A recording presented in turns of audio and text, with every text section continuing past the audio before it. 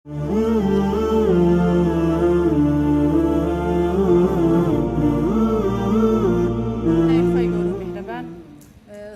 خۆی گەورەتان لێبێت خوشکانی عزیزم، خۆشحاڵم لە خزمەتتانە. سوپاسی ڕێخەرانی ئەو بەرنامە و ئەو سێمینارانە دەکەم، دەستیان خۆش بێت. سوپاس و پێزانینمان بۆ مەڵبەندی سۆران، بۆ بەشی ڕێکخراوە جەماوەریەکان، سوپاس بۆ ئەنجومەنی خوشکان. خۆشحاڵین لە خزمەتتانین بۆ پێشکەشکردنی چەند وتەیەک. دیارە عنوانی بابەتەکە نووسراوە ڕۆڵی ئافرەت لە بنیادنانی کۆمەڵگەیەکی بەختەوەر. خۆشەویستان، بۆ چوونە ناو بابەتەکە بە پێویستی ئەزانم بە ئاەتێکی قورئانی پیرۆز دەست پێ بکەم کە ئەم ئاەتە لە لای هەمومان ڕوون و ئاشکرایە، بەڵام زیاتر دووبارەکردنەوەی و وتنەوەی قازانجمان پێ ئەدات، ورەمان پێ ئەبەخشێت، هێزمان زیاد دەکات. بسم الله الرحمن الرحيم. والمؤمنون والمؤمنات بعضهم أولياء بعض يأمرون بالمعروف وينهون عن المنكر. لهر سردم و قۆناغێک دابین، لە هەر پێگەیەک کابین، وەکو کەسێکی خاوەن باوەڕ، وەکو کەسێکی موسڵمان، وەکو کەسێکی خاوەن پەیام. ئەو ئاەتە خوای پەروەردگار شمولمان دەکات مادام خۆمان بە باوەڕدار بە ئیماندار ئەزانین، مادام باوەڕ و یەقینێک لە ناخ و لە دەروونمانایە، عەقڵێک لە ژێر سێبەری ئەو باوەڕەدا، ئەوەمان لا دووپا دەکاتەوە کە باوەڕدارانی ئافرەت و باوەڕدارانی پیاو بە هەندێکیان دەبنە سەرپەرشت و سەرپەرشتیاری کاری ئەمر بە معروف و نەهی لە مونکەڕەکە. ئەمر بە معروف و نەهی لە مونکەڕ دیارە کۆمەڵێ کاروبارە لە ئوموری دنیاوی ئینسانە کە پێویستە ئێمە زۆر بە وردی وەکو باوەڕدار بەردەوام وردبین بین، بزانین کام کارە چاکە کە تاکەکان ئەیکەن و ئێمە زیاتر ڕێنماییان کەین کە پابەندیان زیاتر بێت لەسەر ئەو کارە چاکانە، و کام کار خراپ و ناپەسەندە ئەرکی سەرشانمانە وەکو باوەڕدارێک خەڵکی لێ دوور بخەینەوە. جا لە واقعی ئەمڕۆماندا کاتێکە سەیری واقعی خۆمانەکەین، کاتێکە سەیری واقعی کۆمەڵگەکەمانەکەین، سەیرەکەین ئەمڕۆ کارە ناپەسەندەکان بە تایبەت بۆ کەسێکی موسڵمانی باوەڕدار سیرەکەی وردە وردە پابەندبوون بە بنەما شەرعیەکان، بە بنەما دروستەکانی پەیڕەوی لە پەیامی ڕەسوڵ الله صلی الله علیه وسلم کاڵ بووەتەوە. بۆیە ئەرکی ئەمڕۆ لە ئەمر بمەعروف و نەهی لە مونکەر زیاتر قورسترە لەسەر تاکی موسڵمان، بە تایبەت لەسەر خوشکانی ئازیز و خۆشەویستمان.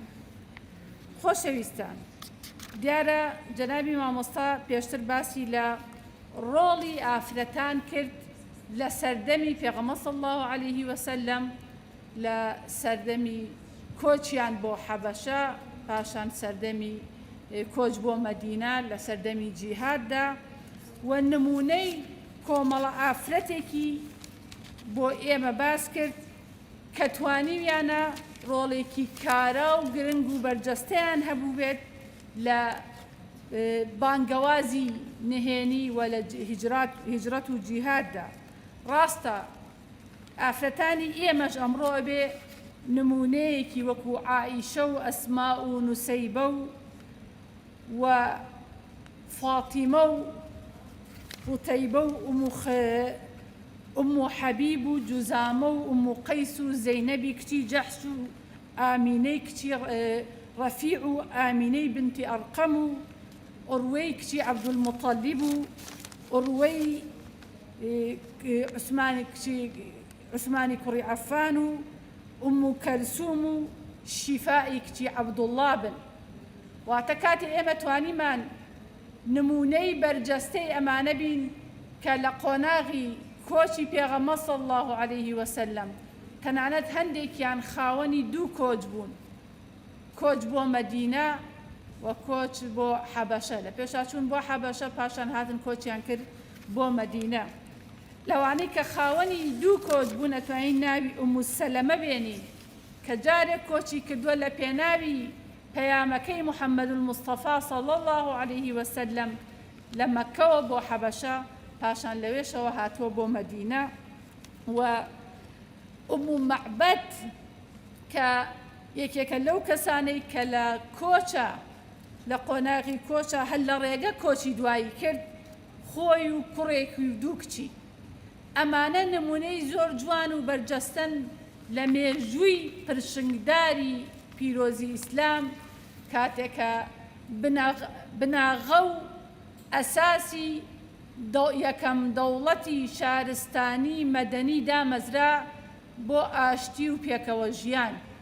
ئافرەتان دوور نەبوون لە پیاوان، هاوشانیان بوون، هاوڕایان بوون و چەنانەت ئەو ئافرەتانەی کە کۆچیان کرد لەگەڵ هاوڵەکانیان، لەگەڵ براکانیان، لەگەڵ هاوسەرەکانیان بۆ حەبەشە، پاشان هەندێکیان کۆچیان کرد بۆ مەدینە. هەندێک لە ئافرەتانی مهاجرمان هەبوو کە هەموو ناڕەحەتیەکانی کۆچیان چەشت. ئافرەتانی ئەنساریشمان هەبوو کە بوون بە ئەنساری ئافرەتانی مجاهید و ئافرەتانی مهاجر. هەموو ئەمانە نمونەی جوان و بەرجەستەن لە ئاینی پیرۆز و لە مێژووی درەوشاوەی ئیسلامدا. بەڵام ئێمە ئێستا لە قۆناغێکی نوێ داین، ئێمە ئێستا لە قۆناغێکی تازە داین. بە کۆمەڵی ئافرەتمان هەیە لە ڕیزی یەکێک لە بەهێزترین و درەوشاوەترین هێزە سیاسیەکانی هەرێمی کوردستان کە کۆمەڵی ئیسلامی کوردستانە کار دەکەن. جا بزانین ئەرکی ئەم ئافرەتانە چییە کە شوێن کەوتەی پێغەمبەری خوان درود و سڵاوی خوای لەسەر بێت و شوێن کەوتەی سەحابیاتی پێغەمبەر صلی الله عەلەیه وسەلەم. من ئەڵێم ئێمە وەکو ئافرەتانی کۆمەڵی ئیسلامی کوردستان ئەمانەوێت بابەتی ئافرەت و کێشە و گرفتەکانی ئافرەت لە دنیای مۆدێرنی ئەمڕۆدا بە فۆرمێکی ئاینی و ملتەزیم لە قەفەزی ئازادی دەربێنین. چونکە ئەو ئازادیەی کە خەڵکانێکی تر بانگەشەی بۆ دەکەن بۆ ئیسلام و بۆ کۆمەڵگەکەمان و بۆ ئافرەتان، نەک ئافرەت ئازاد ناکات، نەک مافی پێنادات، بەڵکو دەبێتە قەفەزێک لە دەست و پێی ئافرەتانەکرێت.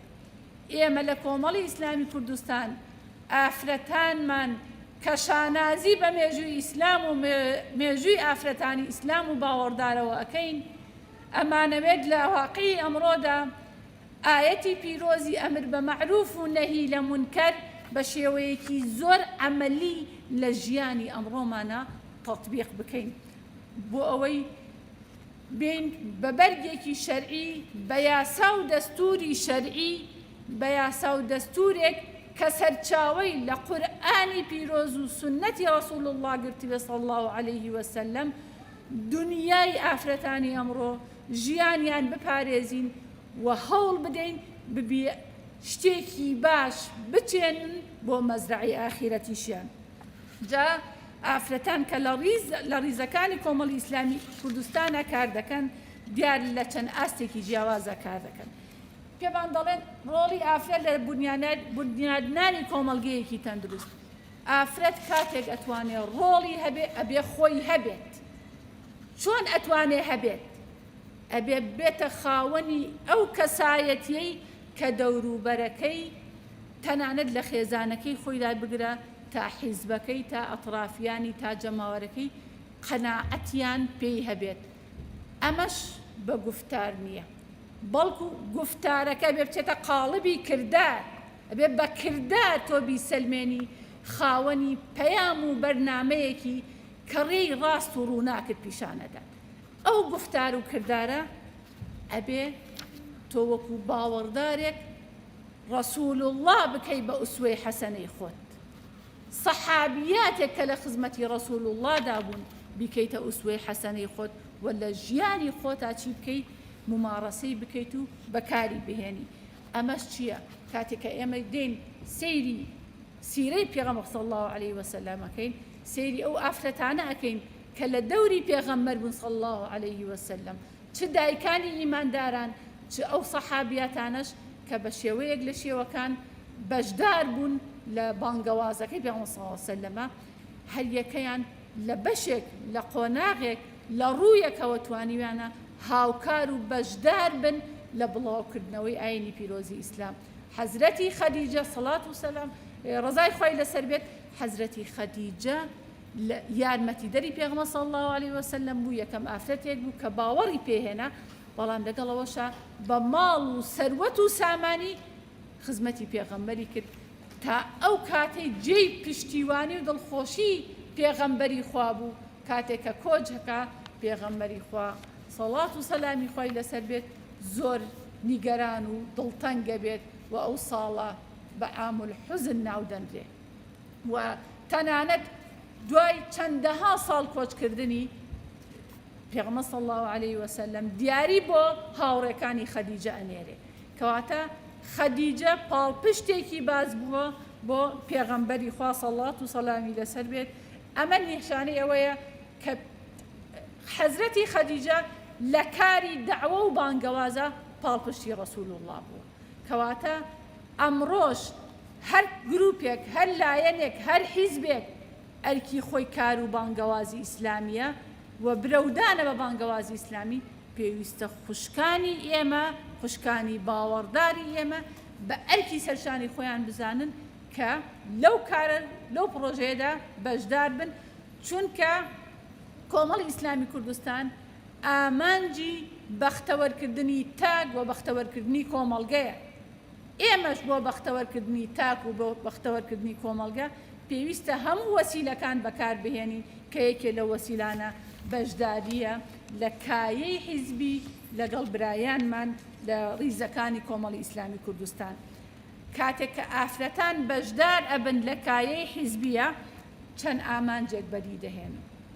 یەکەم، بەرجەستەکردن و جێبەجێکردنی باوەڕێک کە لە ئەرکی گشتیدا ئافرەت و پیا و یەکسانن، وەکو ئەو ئایەتە پیرۆزەی کە باسمان کرد کە باوەڕدارانی ئافرەت و باوەڕدارانی پیا و ئەرکی سەرشانیانە کە ئەمر بە معروف و نەهی لە مونکەر بکەن. دووهەم، سوودوەرگرتن لە توانای مرۆیی و فیکری و ئافرەتان کە نیوەی کۆمەڵگەن و دایکی نیوەکەی تریشن و نمونەی زۆر جوانیشی باس کرد مامۆستا موسلیم کە ئافرەت ئەتوانێت پەروەردەکارێکی باش بێت بۆ پێگەیاندنی تاک، کە تۆ تاکێکی تەندروستت پێگەیان تاکێکی تەندروستت پەروەردە کرد بەدڵ نیایەوە ئەتوانی خێزانێکی تەندروست پێک بهێنی و پاشانیش دەتوانی کۆمەڵگەیەکی تەندروستت هەبێت.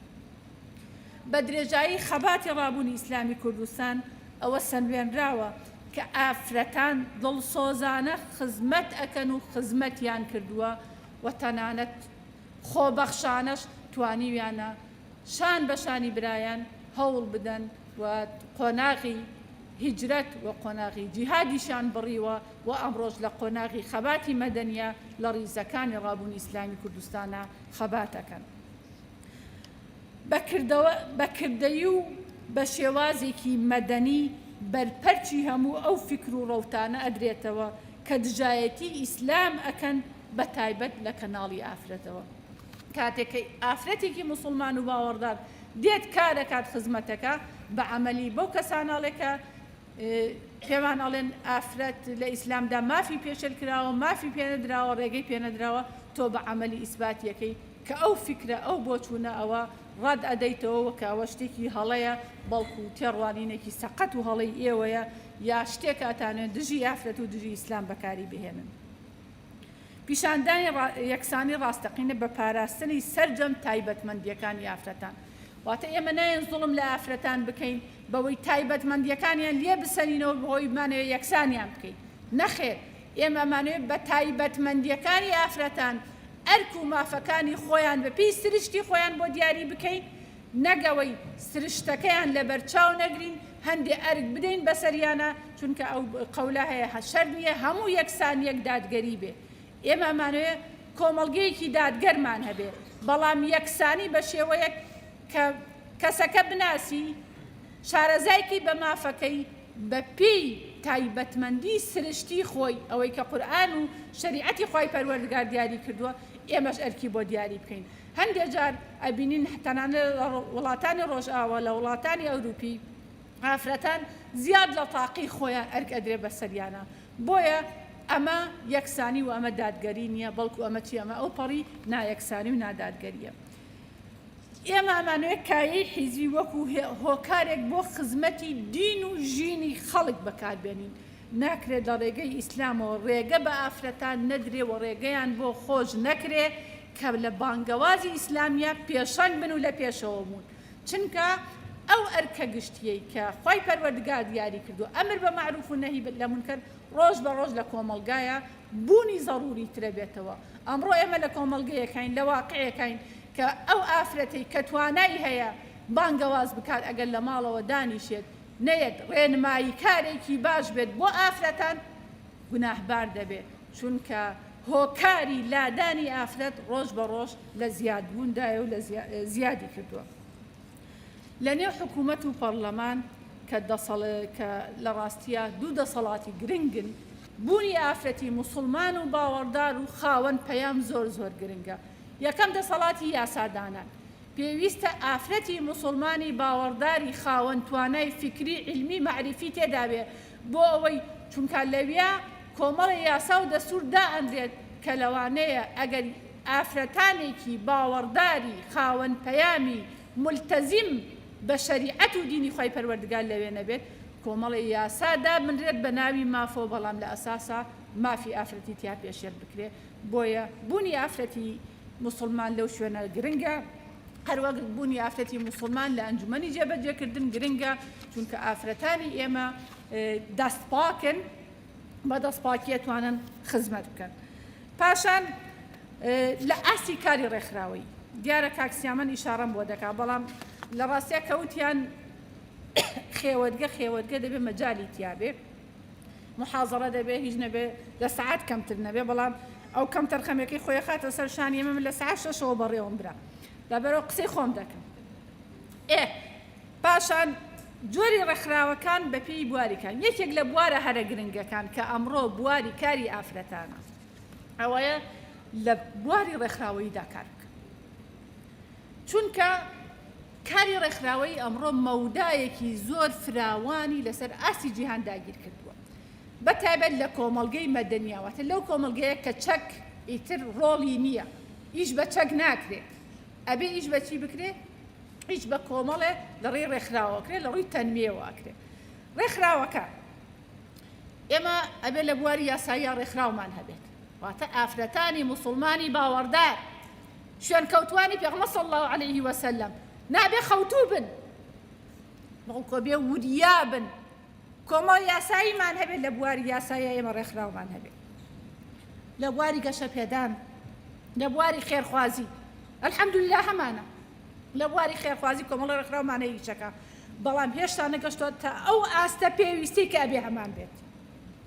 لە بواری کۆمەڵایەتی ئەمڕۆ گرفت و کێشە کۆمەڵایەتیەکان زیادیان کردووە، زیادیش لە حەد. ئافرەتانی موسڵمانی خاوەن ڕێکخراو بۆ حەلکردنی کێشە و گرفتە کۆمەڵایەتیەکان لەکوێ؟ کەواتە ئەبێ هەمان بێ لە بواری کۆمەڵایەتیە تایبەت بە کێشە کۆمەڵایەتیەکان کار بکەین. لە بواری سیاسی بەدەستی 50 ژمێرێت ئافرەتانی لە حیزبە ئیسلامیەکانە کارەکەن، ئەو ئافرەتانەی کە لە ڕاستیە ئەبێ خزمەت بکەن.